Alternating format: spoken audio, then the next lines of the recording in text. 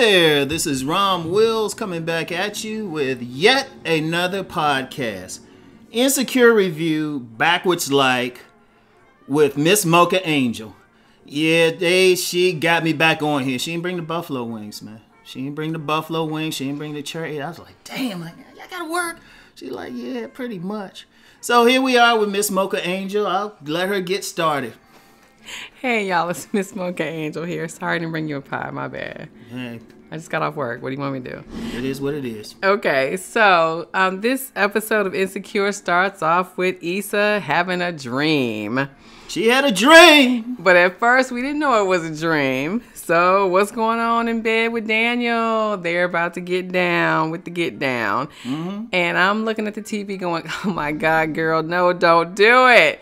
But clearly she's in love with her food as well as Daniel. And clearly it's a dream.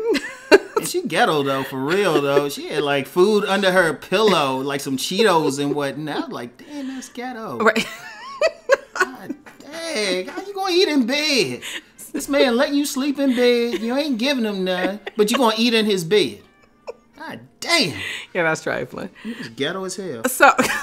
So next up, I just want to make a point about Molly real quick before I get to her work life. She got her dog. What was her dog's name? I don't know. I kind of glossed over that scene because Issa's trifling eating ass. She was trying to eat like a dog biscuit. I'm like, God, that was like, what the heck going on?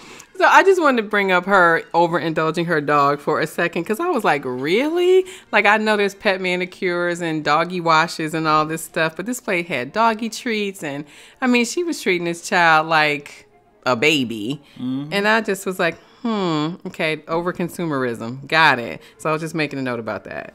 All right, so let's get to Issa at work and how this all ties into her actually moving out from Daniel's place. So she is clearly frustrated at We Got Y'all. And We Got Y'all is trying its best to hire folks of color and make some changes. So we see Issa and the white girl she works with at a job fair. So clearly, again, they're looking for people of color. So there's this after-school program with the Be Fit crew. They come in and they're dancing and they're doing like a Cinco de Mayo theme. Mm-hmm. And it's a music exposure after-school program. I knew that was going to be significant because they did a close-up of the leader of it. Exactly. You knew it was going to mean something. Yeah. So Issa was feeling them. She went to talk to the guy who's in charge. And he was like, oh, you looking for a job? And she was like, no, I have a job. Okay, that was her first mistake. Because she took their information and she was clearly feeling this program. So, of course, she doesn't say anything. So when they do bring in somebody to interview, this sister named Antoinette, for an interview, and Antoinette's like, hey, so how do you like it here? And he's like, oh, well, it's okay. It's a job, it has its ups and downs. She's frustrated and she needs something different. So she, near the end of the episode, keeps looking at the flyer for the Be Fit crew.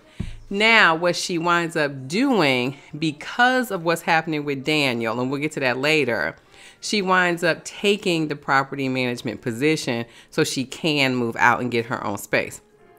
So even though it's a lot cheaper than what she'd be paying normally, that job is coming with a lot of baggage. Mm-hmm. And so number one, dude hires her because, you got a college degree. Well, that don't mean you a good property manager. Mm-hmm. And we know Issa, with her insecure, awkward black girl self, is not going to be able to handle this job. Especially Trina.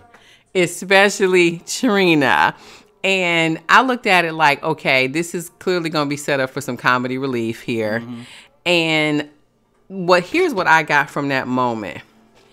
Daniel kept telling her in the last episode and this one that Issa doesn't have a passion, or she said that in the last episode. And in this episode, he said, you don't know what it's like to really feel something for what you do in life. Mm-hmm. So she takes this job because out of necessity. Now, we all understand what it's like to go make money out of necessity, or live somewhere you don't want to live out of necessity. I'm not hating on that. Yeah. Okay, I get that. But what I'm saying is it's a clear dichotomy between what she really wants to be doing in life and what she is doing in life. And she lacks passion for We Got Y'all. I think she had it at first, but now she's done with that. And so instead of actually pursuing something that she really be interested in, the after school musical program, she goes, oh, need to get out, got to get away from Daniel. I'll just take the first thing that's offered to me. So that's a mistake. That is a clear and present mistake that she made taking that property management job. What I'm curious to see is how it actually lasts. 2 episodes, a season, we'll see. Depends on how much comedy they're going to try to pull out of that. And also, too, when is Issa going to learn her lesson? Like, go pursue your dream. Do what you really want in life. You got anything to say about that? Nah. Okay, so let's... That was pretty good, because it was like, hey, I'm waiting to the next episode to see what drama Trina going to bring. They just set her up. They say she just got issues and stuff. That's one of the tenants in her new building, so... Yeah, don't laugh about Issa. Yeah.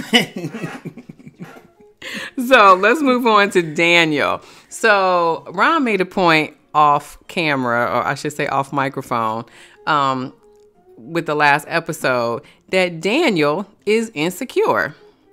Dude's got passion, he's got drive, he's got talent. Well, hold on. Why don't we save that for a second?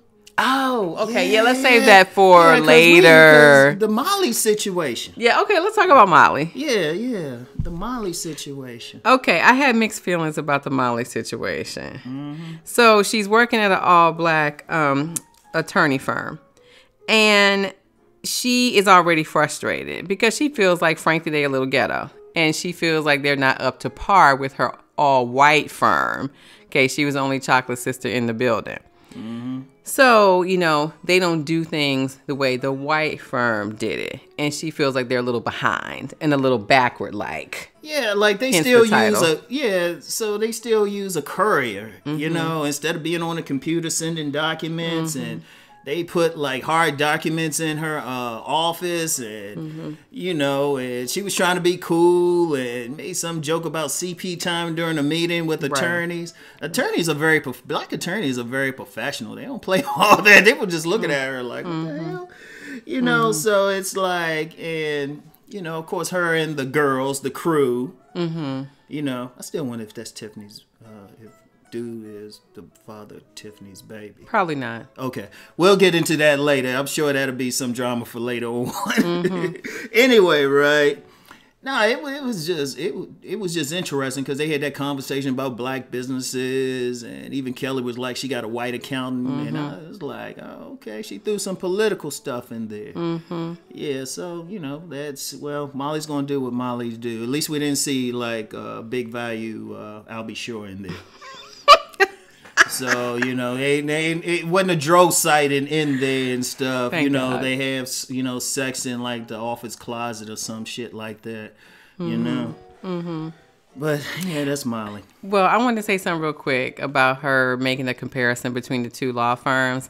I thought that was very high school. Mm-hmm. That's the kind of stuff you say. Like for me, like I went to 2 different high schools in 2 different states. So that's like me being like, well, my old high school used to do this and we didn't used to do this at my old high school. It's like, well, damn, girl, you at a different law firm. Grow up. They do things differently. So that's kind of what I was thinking when I was watching that. Well, you know what? And that's the thing about Molly. It's like, yeah, she make that money and stuff, but she kind of trifling. She need to grow up. I agree with that, 100%. Yeah, she's kind of trifling, and hopefully we'll see some growth from her. It's like, all right, this other firm didn't respect you. Right. So, this is what you came to. You need to make the best of it so you can afford to take care of that dog. Right. Correct. And have like some place to hook up with Dro. But, well, we won't start with Dro. No Dro. Okay, no Dro. So... now we can get into Daniel, right? No, wait, we got one more scene. What? We got one more when Issa and Daniel went to lunch when she took them out to eat. Oh yeah, man, my man was feeling disrespected. Yes, because they were like, well, they got their food before we got ours, and right. But that was what happened after the whole deal with Spider and Khalil. Oh yeah, we gotta get into that. Yeah, we do. Because that was some deep stuff. Yeah, it was. Daniel and Khalil, they were together. Daniel had this, this beat. It was kind of like some Nordic type of thing. It sounded nice, but Khalil was like, nah, we got to do it differently. Right. And Daniel sitting there like, well, I like this. But you could tell he was getting kind of mad about it and everything, right? So I was just like, oh, okay.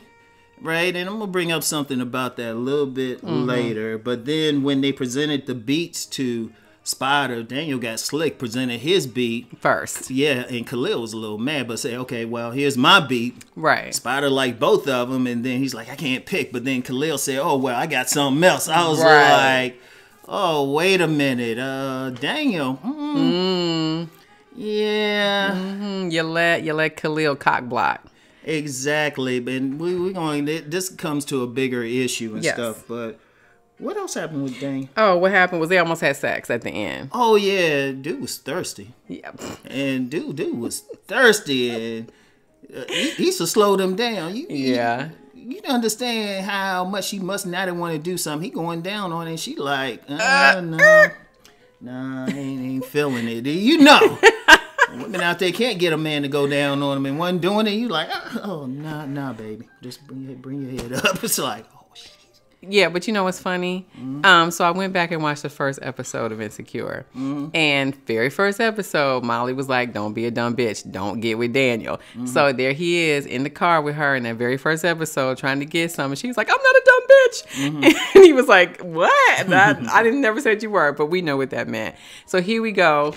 2 seasons later, and once again, her girls are like, girl, please, no, don't do it. Don't be a dumb bitch. So once again, she did say no.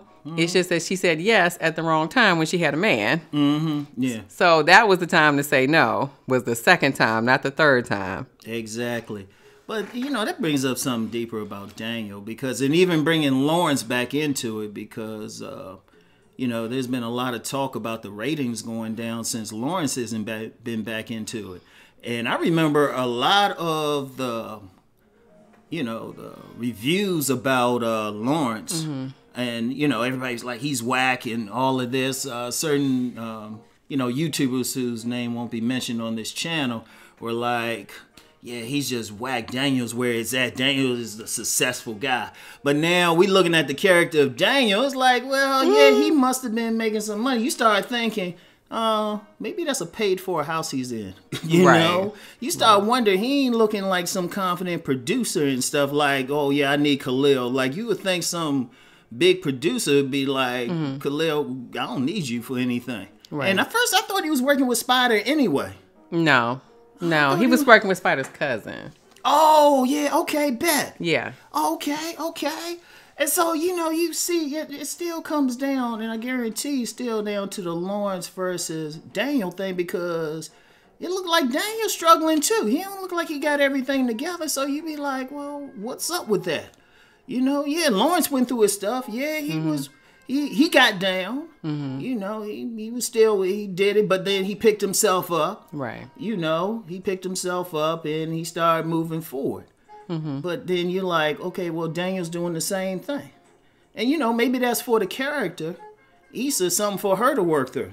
Exactly. Like just basically the same type of guy, just in a different thing. It's just a different venue. It's like a producer. I mean, okay, they both trying to create. They both creative. Yes. Lawrence was just creative in a different way. Yes. He wasn't creative like, making music, but you can argue, hey, you writing programs, you creating something. Right. Daniel's creating music. One is more prestigious, but actually one probably making more money over the long term, right?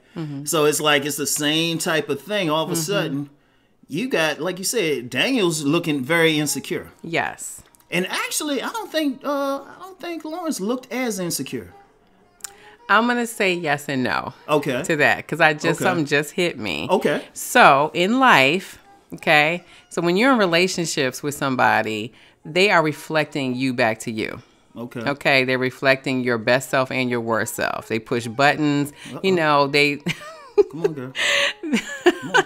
It's wrong. Your partner. Deep thought. Let's go. Okay. So your partner is a reflection of you, whether you want to agree with that or not. But they really are. Otherwise, you wouldn't be with them. Exactly. Okay. So when I watched again that first episode of Insecure, Lawrence was chilling like a villain. He had not found himself. He didn't take Issa out for her birthday. He was just like, whatever, things are good. What's the problem? Okay. So now we got Daniel, very insecure.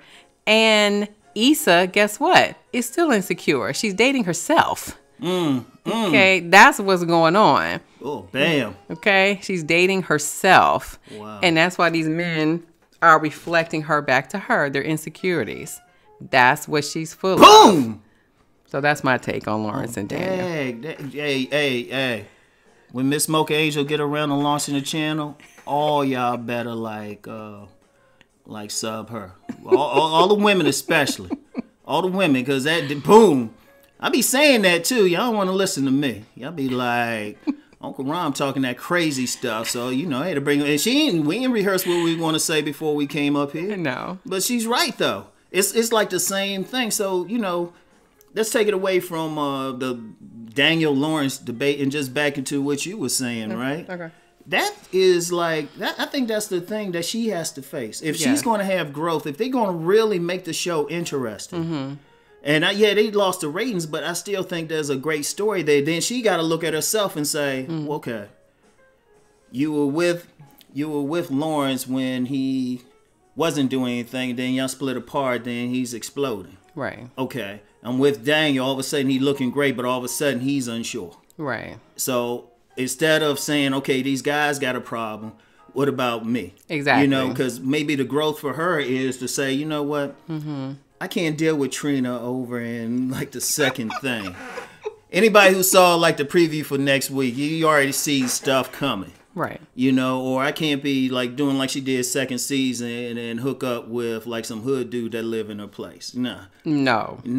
She can't be doing that. So she got to have the growth. I mean, the growth for her might be saying, you know what?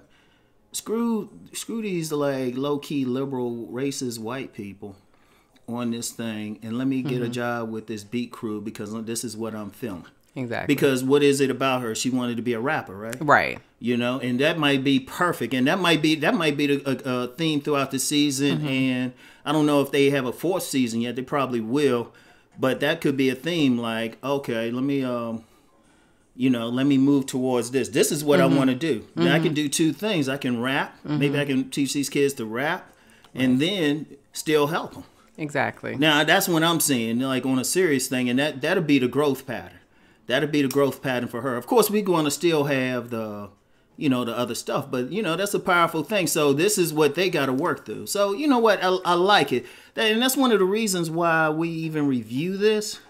It's deeper than just some gossip. This is real growth. There's women out there going through this. There's men out there going through this. And that's the whole point for somebody who even questions why we would review this. But it's that reason. This is reflected. That's why people getting into it. There's a lot of Isas out there. There was a ton of Daniels, especially a ton of Daniels when he had that back shot at the end of the first season. They were like, yeah.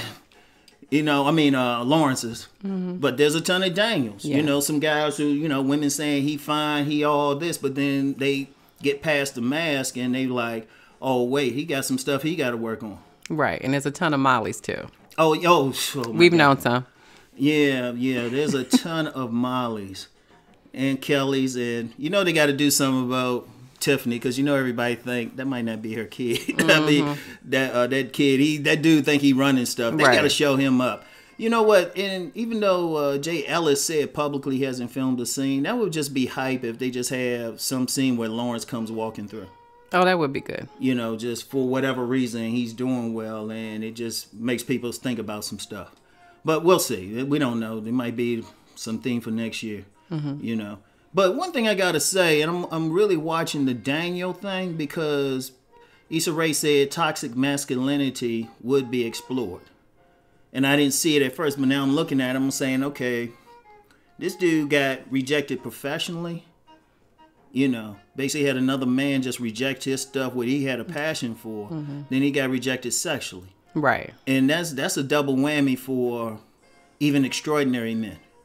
That's a double whammy. So that's an important. That's something I'm gonna be like monitoring. Like, okay, how is he gonna handle this? Because I don't think him and Khalil are going to be really working together. No. So and the sex. I mean, the thing with Issa, I don't think it's going to. Well. It'll probably spiral down.